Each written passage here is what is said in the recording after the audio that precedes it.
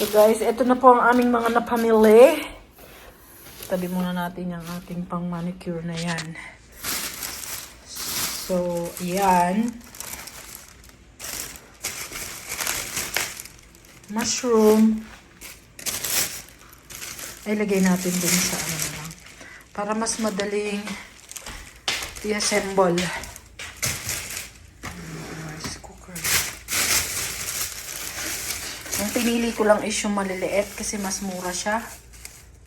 $4, almost $5. Yung kasing malalaking strawberries, ang mahal eh. Eto. Sawa kong bumili yan. Tapos ito.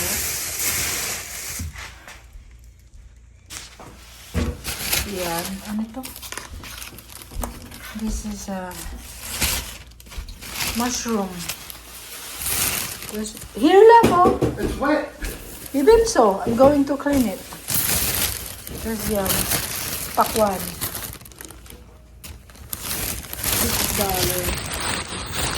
Nasa 200 na yun. Kasi $3 100 pesos. 35 each. Each Australian dollar. But yes. Ayan pong aming mga napamili, guys.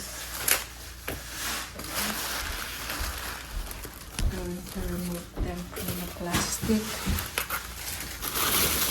Ooh, my favorite bread.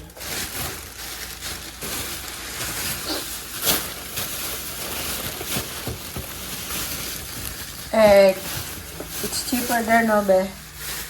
$6 something. And then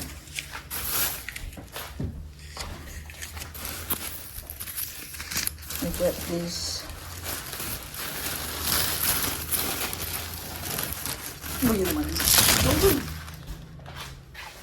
Yan.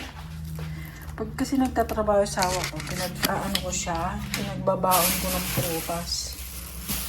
Kumuha na siya neto ng grapes. Favorite niya to, guys. Ewan ko, pero walang ganitong klase din sa atin. Ito, lalaki yung kala mo duhat. Ito raw yung pinakamasarap na grapes dito sa Australia. Anong laki, oh. Super laki. Ayan, grapes. What else? Corn. Kano ba tong corn na to? Walang presyo. Ito, mais dito. Nakaganyan na. Tapos, ito, plum. Favorite ng asawa ko yan, plum. Australian plum. And, this is the passion fruit. Tignan ang pansinin yung balat, guys. Ang style dyan is binibiyak. Tapos yung buto-butong dilaw sa loob siyang kinakain. Okay, what else?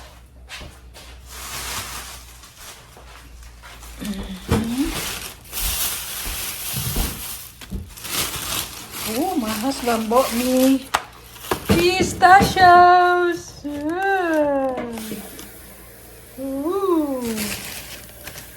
Siyempre. I removed the cabbage, love. What? Huh? What? I love cabbage.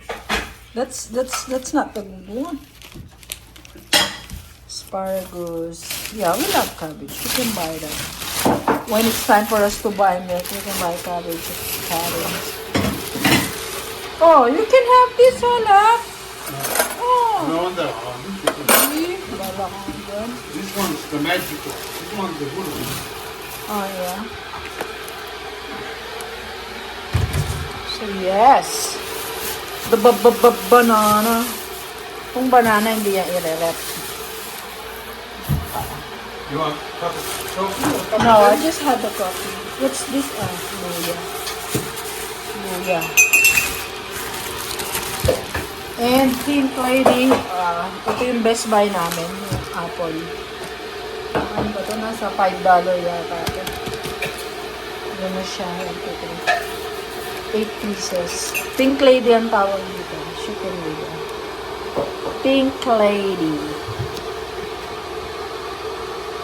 Australian apples. Okay, yan na po lahat guys, ang aming napamili. Sa kulang-kulang nasa 4,000 pesos. Iskuray. There's no meat, No meat. but I converted in pesos. It's almost $4,000. You're so expensive, babe! Your tummy is expensive! Bye-bye again, guys. See you on our next vlog.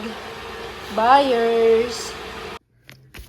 Alright guys, so this is the receipt that we had from the shop. So in total, we basically paid 111.03. So these are the listings. There you go. So the apple was $4.95.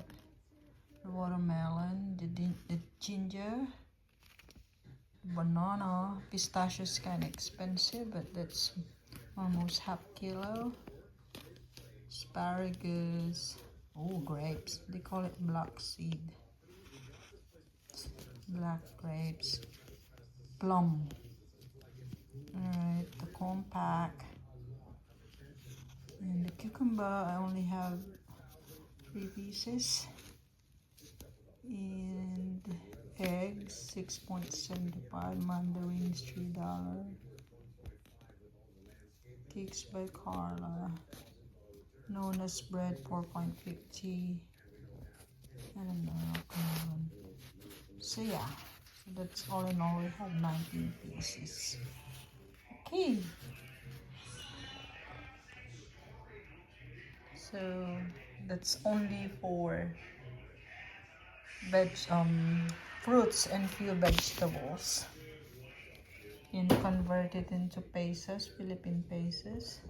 So exchange rate is $1.35 each. So do the math. $100, 3,500.